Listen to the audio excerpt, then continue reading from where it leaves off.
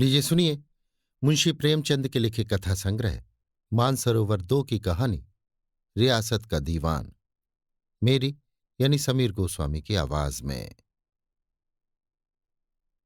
महाशय मेहता उन अभागों में थे जो अपने स्वामी को प्रसन्न नहीं रख सकते थे।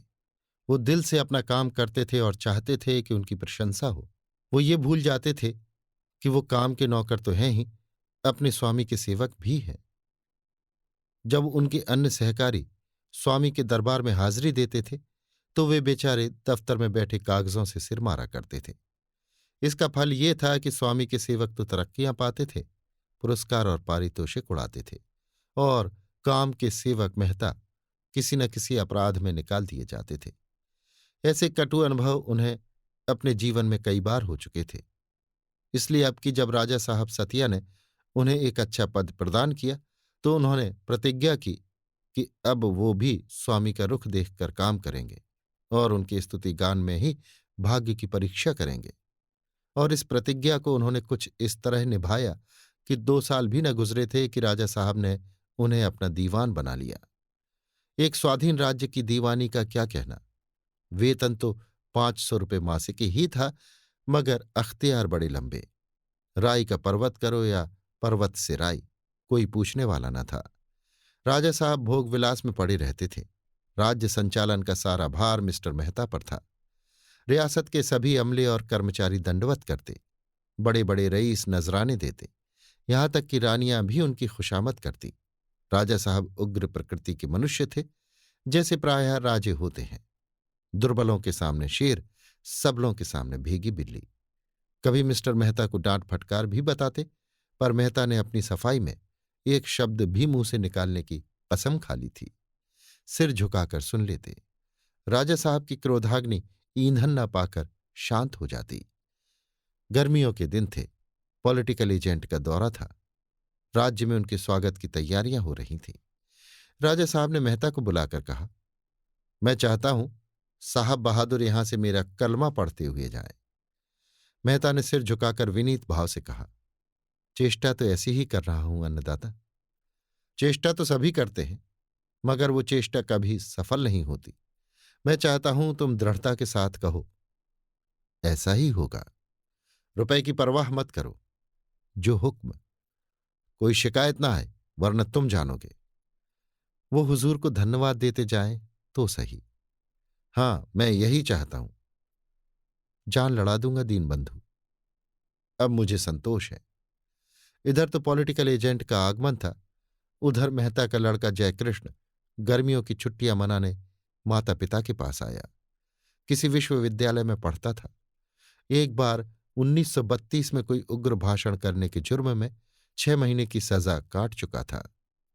मिस्टर मेहता की नियुक्ति के बाद जब वो पहली बार आया था तो राजा साहब ने उसे खास तौर पर बुलाया था और उससे जी खोलकर बातें की थी। उसे अपने साथ शिकार खेलने ले गए थे और नित्य उसके साथ टेनिस खेला करते थे। जयकृष्ण पर राजा साहब के साम्यवादी विचारों का बड़ा प्रभाव पड़ा था। उसे ज्ञात हुआ कि राजा साहब केवल देशभक्त ही नहीं, क्रांति के समर्थक भी हैं। रूस और फ्रांस की क्रांति पर दोनों में खूब बहस हुई थी, लेकिन अब कि यहां उसने कुछ और ही रंग देखा। रियासत के हर एक किसान और जमींदार से जबरन चंदा वसूल किया जा रहा था। पुलिस गांव गांव चंदा उगाहती फिरती थी। रकम दीवान साहब नियत करते थे। वसूल करना पुलिस का काम था। फरियादी की कहीं सुनवाई न थी। चारों ओर त्राही त्राही मची हुई थी। हजारों मजदूर सरकारी इमारतों की सफाई, सजावट और सड़कों की मरम्मत में बेगार कर रहे थे। बनियों से डंडों के जोर से रसद जमा की जा रही थी। जयकृष्ण को आश्चर्य हो रहा था कि ये क्या हो रहा है। राजा साहब के विचार और व्यवहार में इतना अंतर कैसे हो गया। कहीं ऐसा तो नहीं है कि महाराज को इन अत्याचारों की खबर ही न हो, या उन्होंने जिन तैयारियों का हुक्म दिया हो उनकी तामील में कर्मचारियों ने अपनी कारगुजारी की धुन में ये अनर्थ कर डाला हो। रात भर तो उसने किसी तरह जब्त किया। प्रातःकाल उसने मेहताजी से पूछा, आपने राजा साहब को इन अत्याचारों की सूचना नहीं दी? मेहताजी को स्वयं इस अनीति से ग्लानि हो रही थी। वो स्वभावतः दयालु मनुष्य थे, लेकिन परिस्थितियों ने उन्हें अशक्त कर रखा था। दुखित स्वर में बोले, राजा साहब का यही हुक्म है तो क्या किया जाए। तो आपको ऐसी दशा में अलग हो जाना चाहिए था। आप जानते हैं ये जो कुछ हो रहा है उसकी सारी जिम्मेदारी आपके सिर ला दी जा रही है। प्रजा आप ही को अपराधी समझती है। मैं मजबूर हूं। मैंने कर्मचारियों से बार बार संकेत किया कि यथासाध्य किसी पर सख्ती न की जाए, लेकिन हर एक स्थान पर मैं मौजूद तो नहीं रह सकता। अगर प्रत्यक्ष रूप से हस्तक्षेप करूं तो शायद कर्मचारी लोग महाराज से मेरी शिकायत कर दें। ये लोग ऐसे ही अफसरों की ताक में तो रहते हैं। इन्हें तो जनता को लूटने का कोई बहाना चाहिए। जितना सरकारी कोष में जमा करते हैं उससे ज्यादा अपने घर में रख लेते हैं। मैं कुछ नहीं कर सकता। जयकृष्ण ने उत्तेजित होकर कहा, तो आप इस्तीफा क्यों नहीं दे देते। मेहता ने लज्जित होकर कहा, बेशक मेरे लिए मुनासिब तो यही था, लेकिन जीवन में इतने धक्के खा चुका हूं कि अब और सहने की शक्ति नहीं रही। ये निश्चय है कि नौकरी करके मैं अपने को बेदाग नहीं रख सकता। धर्म और अधर्म, सेवा और परमार्थ के झमेलों में पड़कर मैंने बहुत ठोकरें खाई। मैंने देख लिया कि दुनिया दुनियादारों के लिए है जो अवसर और काल देखकर काम करते हैं। सिद्धांतवादियों के लिए ये अनुकूल स्थान नहीं है। जयकृष्ण ने तिरस्कार भरे स्वर में पूछा, मैं राजा साहब के पास जाऊं? क्या तुम समझते हो राजा साहब से ये बातें छिपी हैं? संभव है प्रजा की दुख कथा सुनकर उन्हें कुछ दया आए। मिस्टर मेहता को इसमें क्या आपत्ति हो सकती थी। वो तो खुद चाहते थे किसी तरह अन्याय का बोझ उनके सिर से उतर जाए। हाँ, ये भय अवश्य था कि कहीं जयकृष्ण की सत्प्रेरणा उनके लिए हानि करना हो और कहीं उन्हें इस सम्मान और अधिकार से हाथ न धोना पड़े। बोले, ये ख्याल रखना कि तुम्हारे मुंह से कोई ऐसी बात न निकल जाए जो महाराज को अप्रसन्न कर दे। जयकृष्ण ने उन्हें आश्वासन दिया कि वो ऐसी कोई बात न करेगा। क्या वो इतना नादान है? मगर उसे क्या खबर थी कि आज के महाराजा साहब वो नहीं है जो 1 साल पहले थे। यह संभव है पॉलिटिकल एजेंट के चले जाने के बाद वो फिर हो जाएं। वो न जानता था कि उनके लिए क्रांति और आतंक की चर्चा भी उसी तरह विनोद की वस्तु थी जैसे हत्या, बलात्कार या जाल की वारदातें या रूप के बाजार के आकर्षक समाचार। जब उसने ड्योढ़ी पर पहुंचकर अपनी इत्तला कराई तो मालूम हुआ कि महाराज इस समय अस्वस्थ हैं। लेकिन वो लौट ही रहा था कि महाराज ने उसे बुला भेजा। शायद उससे सिनेमा संसार के ताजे समाचार पूछना चाहते थे। उसके सलाम पर मुस्कुराकर बोले, तुम खूब आए भाई। कहो, एमसीसी का मैच देखा या नहीं? मैं तो इन बखेड़ों में ऐसा फंसा कि जाने की नौबत नहीं आई। अब तो यही दुआ कर रहा हूं कि किसी तरह एजेंट साहब खुश खुश रुखसत हो जाएं। मैंने जो भाषण लिखवाया है वो जरा तुम भी देख लो। मैंने इन राष्ट्रीय आंदोलनों की खूब खबर ली है और हरिजनोद्धार पर भी छींटे उड़ा दिए हैं। जयकृष्ण ने अपने आवेश को दबाकर कहा, राष्ट्रीय आंदोलनों की आपने खबर ली, ये अच्छा किया, लेकिन हरिजनोद्धार को तो सरकार भी पसंद करती है। इसीलिए उसने महात्मा गांधी को रिहा कर दिया और जेल में भी उन्हें इस आंदोलन के संबंध में लिखने, पढ़ने और मिलने जुलने की पूरी स्वाधीनता दे रखी थी। राजा साहब ने तात्विक मुस्कान के साथ कहा, तुम जानते नहीं हो, ये सब प्रदर्शन मात्र है। दिल में सरकार समझती है कि ये भी राजनैतिक आंदोलन है।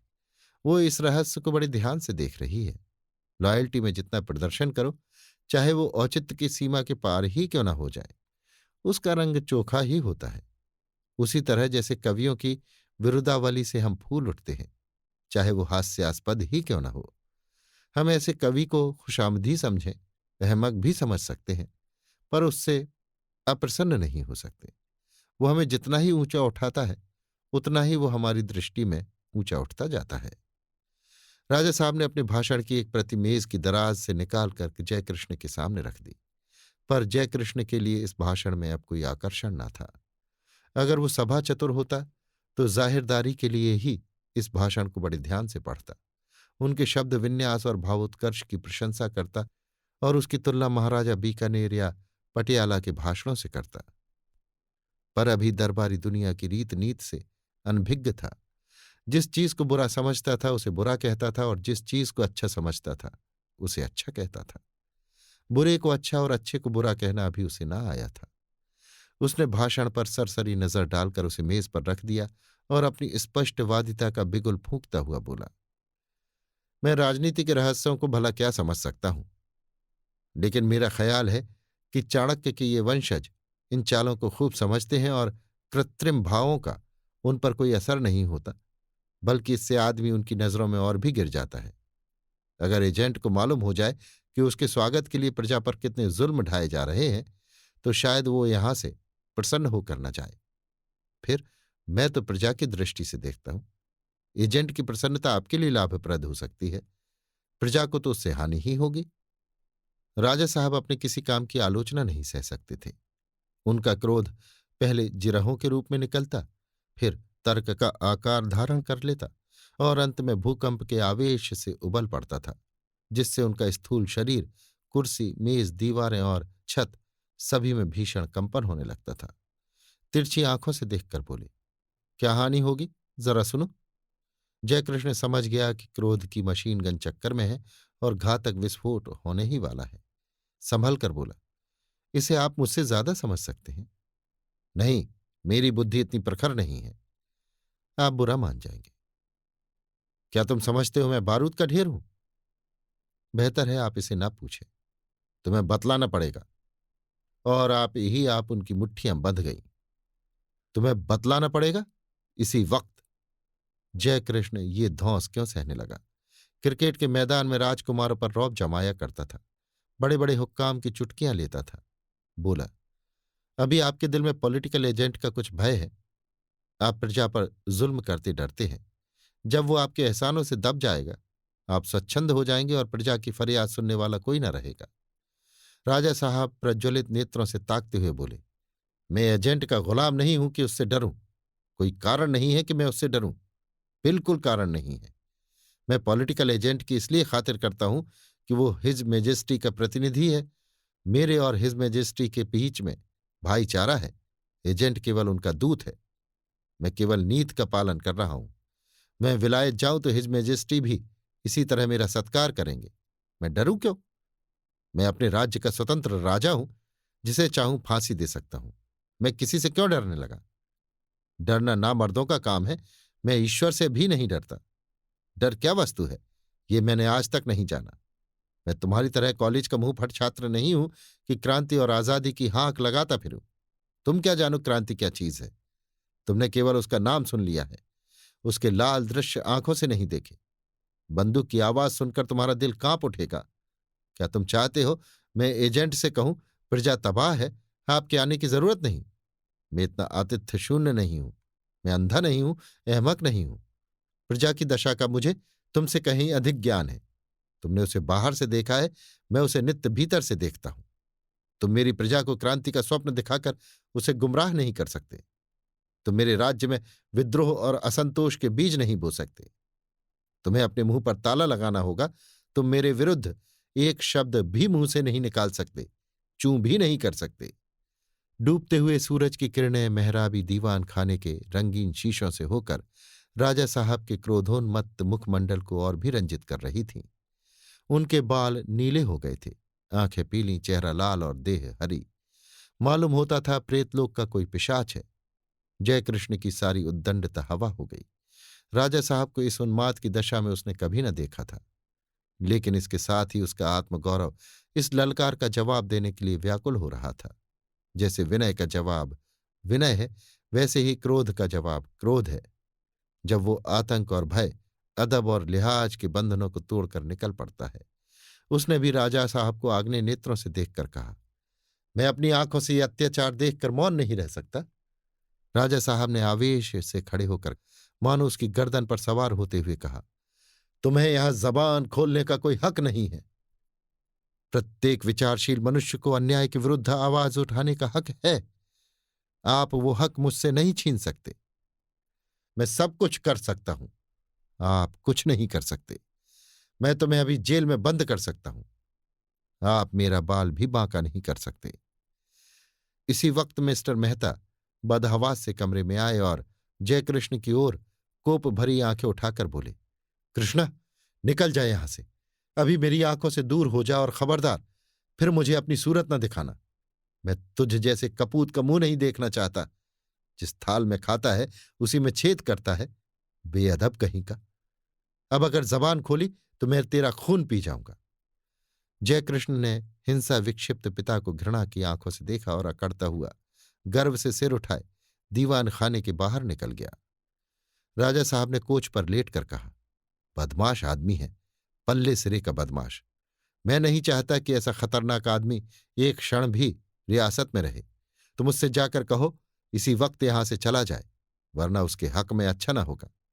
मैं केवल आपकी मुरव्वत से गम खा गया, नहीं तो इसी वक्त इसका मजा चखा सकता था। केवल आपकी मुरव्वत ने हाथ पकड़ लिया। आपको तुरंत निर्णय करना पड़ेगा, इस रियासत की दीवानी या लड़का। अगर दीवानी चाहते हो तो तुरंत उसे रियासत से निकाल दो और कह दो कि फिर कभी मेरी रियासत में पांव न रखे। लड़के से प्रेम है तो आज ही रियासत से निकल जाइए। आप यहां से कोई चीज नहीं ले जा सकते, एक पाई की भी चीज नहीं। जो कुछ है वो रियासत की है। बोलिए क्या मंजूर है। मिस्टर मेहता ने क्रोध के आवेश में जयकृष्ण को डांट तो बतलाई थी, पर ये न समझे थे कि मामला इतना तूल खींचेगा। एक क्षण के लिए वो सन्नाटे में आ गए, सिर झुकाकर परिस्थिति पर विचार करने लगे। राजा उन्हें मिट्टी में मिला सकता है, वो यहां बिल्कुल बेबस है। कोई उनका साथी नहीं, कोई उनकी फरियाद सुनने वाला नहीं। राजा उन्हें भिखारी बनाकर छोड़ देगा। इस अपमान के साथ निकाले जाने की कल्पना करके वो कांप उठे। रियासत में उनके बैरियों की कमी न थी। सब के सब मूसलों ढोल बजाएंगे। जो आज उनके सामने भीगी बिल्ली बने हुए हैं, कल शेरों की तरह गुर्राएंगे। फिर इस उम्र में अब उन्हें नौकर ही कौन रखेगा। निर्दयी संसार के सामने क्या फिर उन्हें हाथ फैलाना पड़ेगा?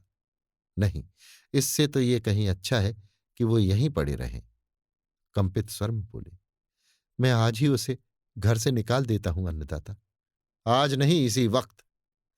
इसी वक्त निकाल दूंगा, हमेशा के लिए। हमेशा के लिए। अच्छी बात है, जाइए और आधे घंटे के अंदर मुझे सूचना दीजिए। मिस्टर मेहता घर चले तो मारे क्रोध के उनके पांव कांप रहे थे। देह में आग सी लगी हुई थी। इस लौंडे के कारण आज उन्हें कितना अपमान सहना पड़ा। गधा चला है यहां अपने साम्यवाद का राग अलापने। अब बच्चा को मालूम होगा जबान पर लगाम न रखने का क्या नतीजा होता है।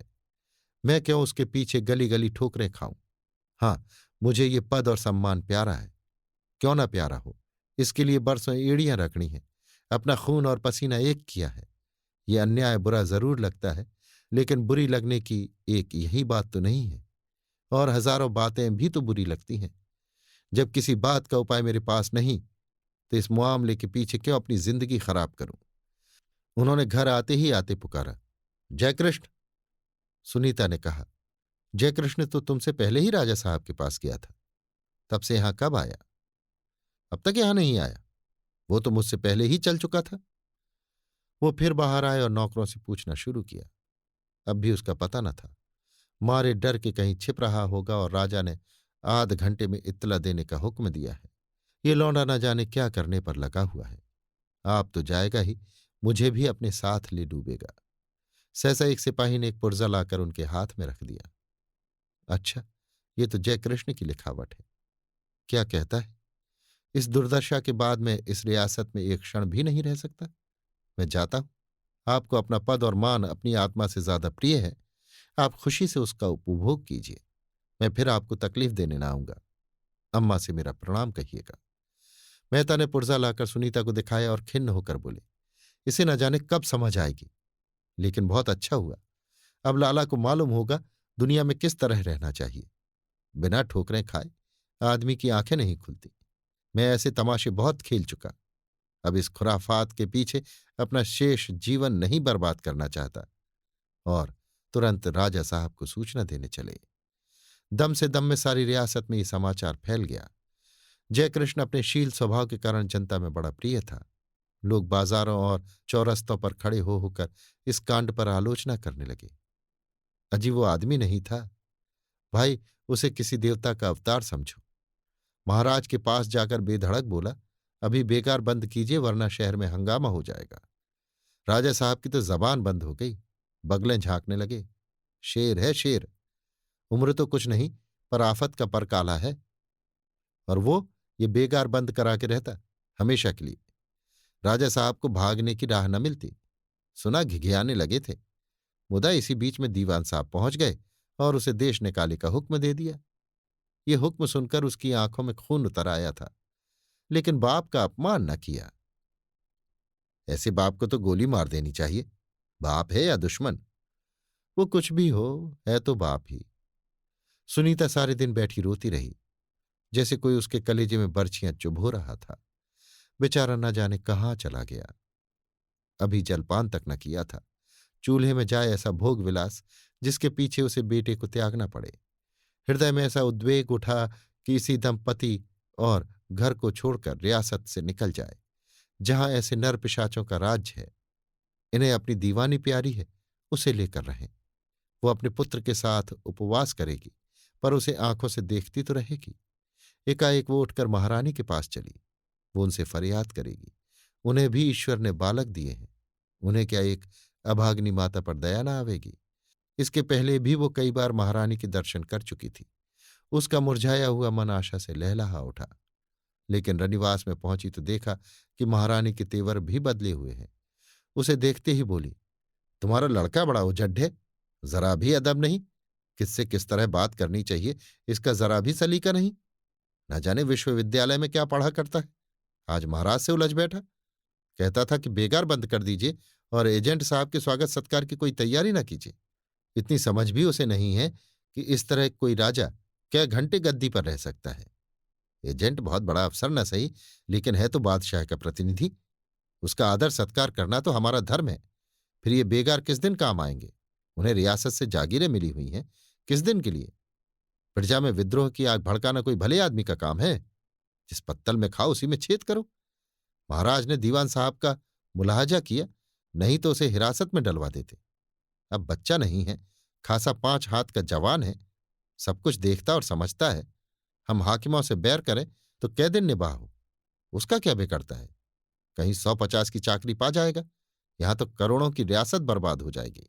सुनीता ने आंचल फैलाकर कहा, महारानी बहुत सत्य कहती हैं, पर अब तो उसका अपराध क्षमा कीजिए।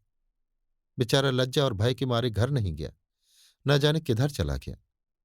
हमारे जीवन का यही एक अवलंब है महारानी, हम दोनों रो रो कर मर जाएंगे। आंचल फैलाकर आपसे भीख मांगती हूँ, उसको क्षमादान दीजिए। माता के हृदय को आपसे ज्यादा और कौन समझेगा? आप महाराज से सिफारिश कर दें। महारानी ने अपनी बड़ी बड़ी आंखों से उसकी ओर देखा, मानो वो कोई बड़ी अनोखी बात कह रही हो, और अपने रंगे हुए ओंठों पर अंगूठियों से जगमगाती हुई उंगली रखकर बोली, क्या कहती हो सुनीता देवी? उस युवक की महाराज से सिफारिश करूं जो हमारी जड़ खोदने पर तुला हुआ है? आस्तीन में सांप पालूं? तुम किस मुंह से ऐसी बात कहती हो? और महाराज मुझे क्या कहेंगे?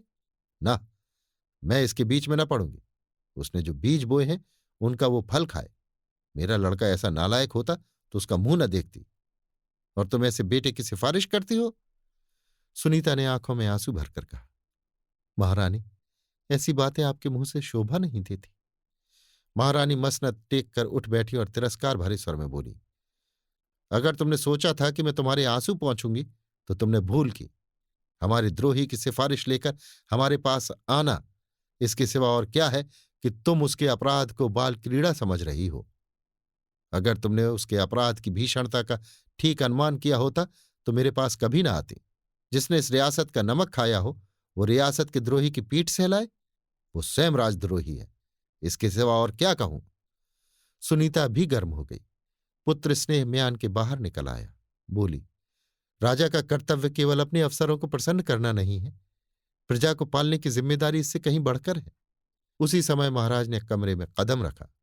रानी ने उठकर स्वागत किया और सुनीता सिर झुकाए निस्पंद खड़ी रह गई। राजा ने व्यंग्यपूर्ण मुस्कान के साथ कहा, यह कौन महिला तुम्हें राजा के कर्तव्य का उपदेश दे रही थी? रानी ने सुनीता की ओर आंख मारकर कहा, यह दीवान साहब की धर्मपत्नी है। राजा साहब की त्योरियां चढ़ गईं। ओठ चबाकर बोले, जब मां ऐसी पैनी छुरी है तो लड़का क्यों ना जहर का बुझाया हो।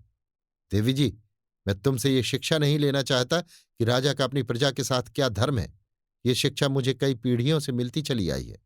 बेहतर हो कि तुम किसी से ये शिक्षा प्राप्त कर लो कि स्वामी के प्रति उसके सेवक का क्या धर्म है, और जो नमक हराम है उसके साथ स्वामी को कैसा व्यवहार करना चाहिए। ये कहते हुए राजा साहब उसी उन्माद की दशा में बाहर चले गए। मिस्टर मेहता घर जा रहे थे। राजा साहब ने कठोर स्वर में पुकारा, सुनिए मिस्टर मेहता, आपके सपूत तो विदा हो गए, लेकिन मुझे अभी मालूम हुआ कि आपकी देवी जी राजद्रोह के मैदान में उनसे भी 2 कदम आगे हैं।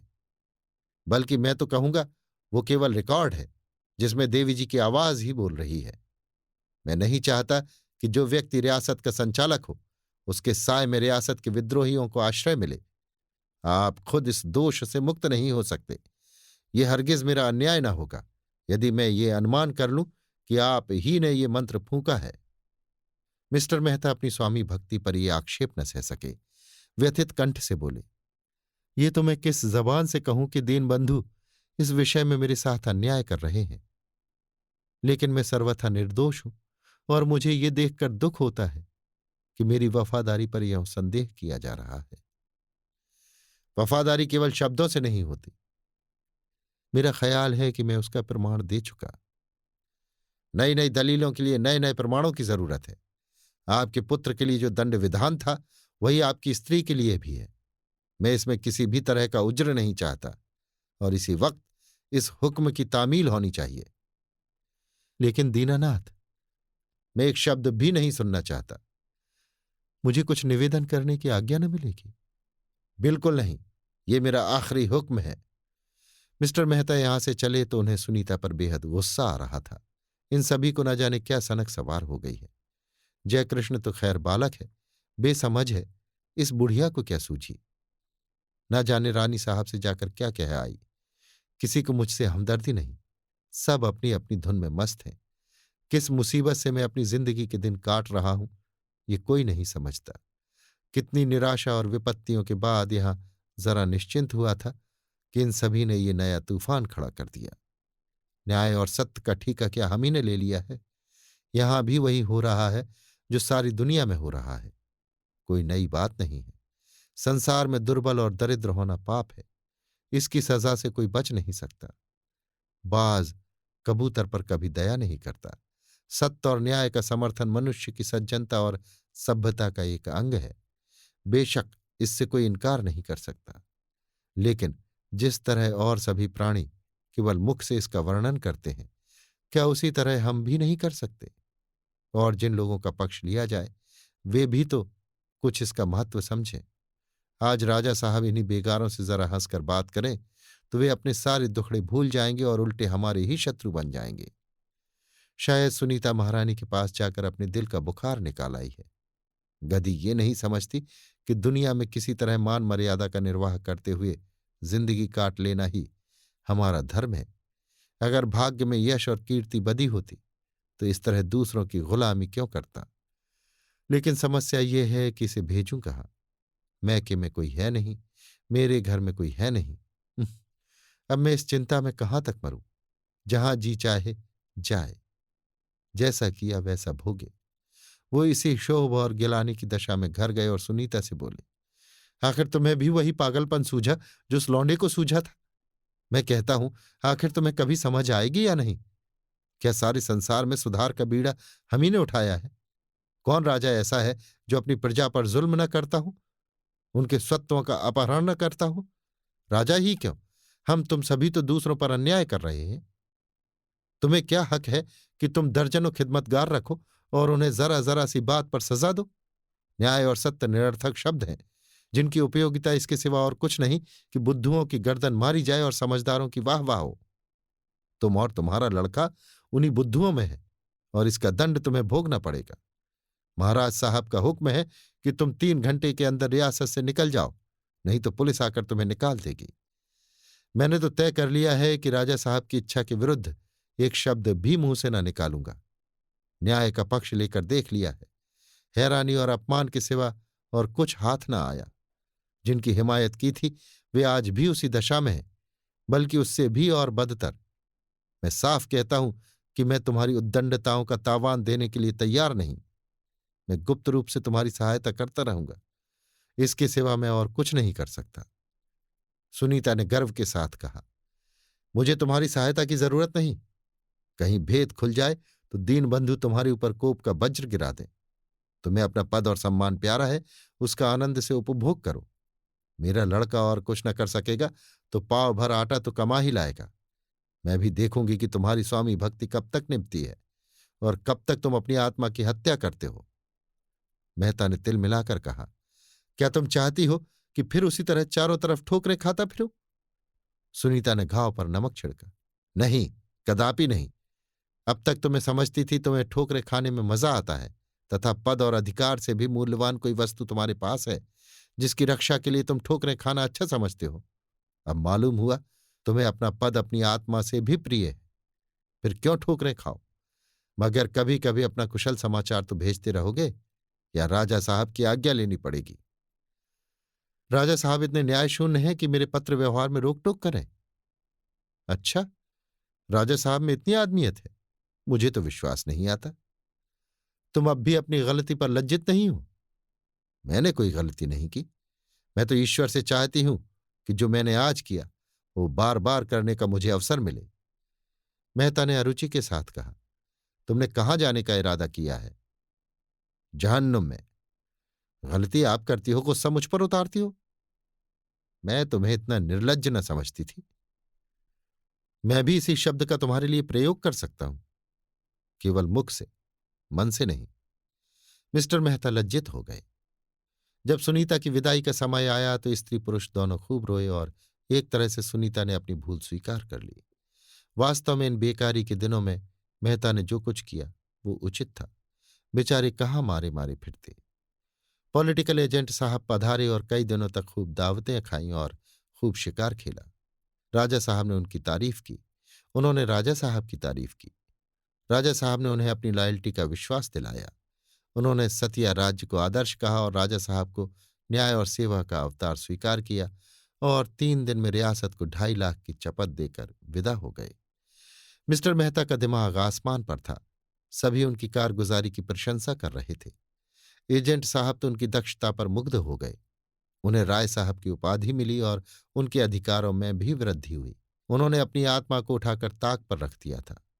उनकी ये साधना कि महाराज और एजेंट दोनों उनसे प्रसन्न रहें, संपूर्ण रीति से पूरी हो गई।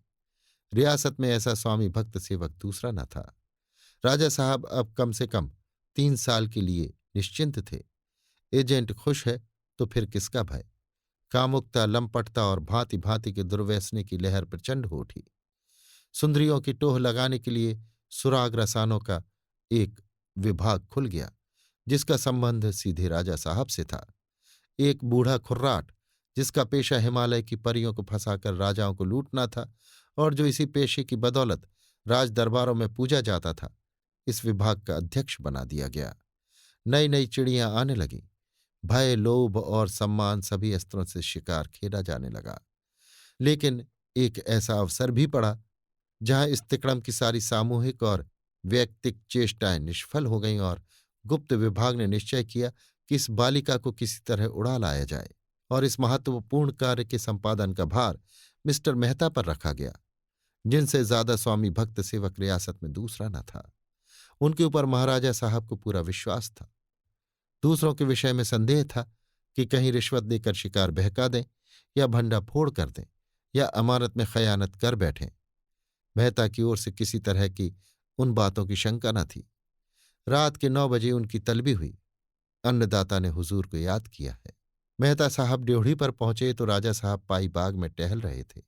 मेहता को देखते ही बोले, आइए मिस्टर मेहता, आपसे एक खास बात में सलाह लेनी है।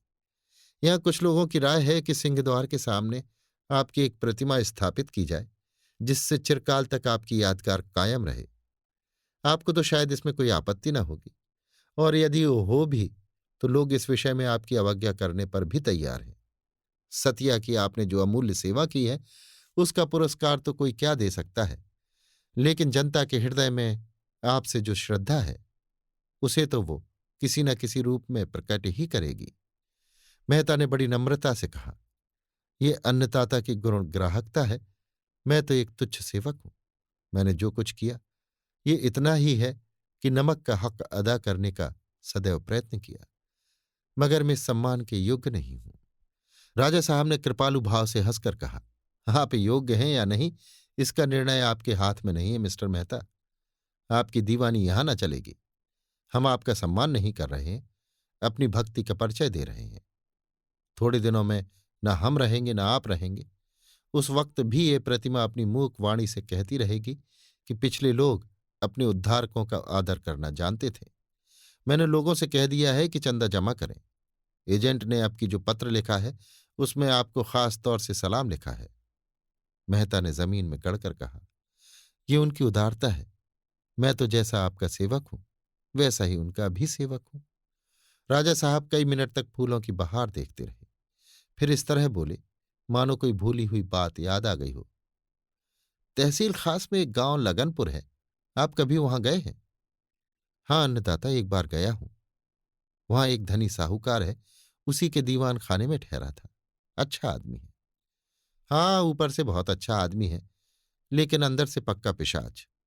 आपको शायद मालूम ना हो, इधर कुछ दिनों से महारानी का स्वास्थ्य बहुत बिगड़ गया है और मैं सोच रहा हूं कि उन्हें किसी सैनिटेरियम में भेज दूं। वहां सब तरह की चिंताओं एवं झंझटों से मुक्त होकर वो आराम से रह सकेंगे। लेकिन रनिवास में एक रानी का रहना लाजमी है।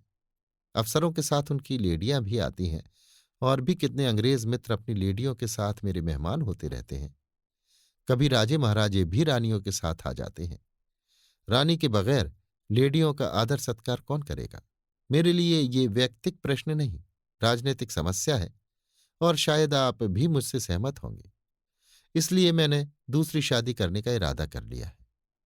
उस साहूकार की एक लड़की है जो कुछ दिनों अजमेर में शिक्षा पा चुकी है। मैं एक बार उस गांव से होकर निकला तो मैंने उसे अपने घर की छत पर खड़ी देखा। मेरे मन में तुरंत भावना उठी कि अगर ये रमणी रनिवास में आ जाए तो रनिवास की शोभा बढ़ जाए। मैंने महारानी की अनुमति लेकर साहूकार के पास संदेशा भेजा, किंतु मेरे द्रोहियों ने उसे कुछ ऐसी पट्टी पढ़ा दी कि उसने मेरा संदेशा स्वीकार न किया। कहता है कन्या का विवाह हो चुका है। मैंने कहला भेजा, इसमें कोई हानि नहीं, मैं तावान देने को तैयार हूं। लेकिन वो दुष्ट बराबर इंकार किए जाता है। आप जानते हैं, प्रेम असाध्य रोग है। आपको भी शायद इसका कुछ न कुछ अनुभव हो। बस ये समझ लीजिए कि जीवन निरानंद हो रहा है। नींद और आराम हराम है। भोजन से अरुचि हो गई। अगर कुछ दिन यही हाल रहा तो समझ लीजिए कि मेरी जान पर बन आएगी।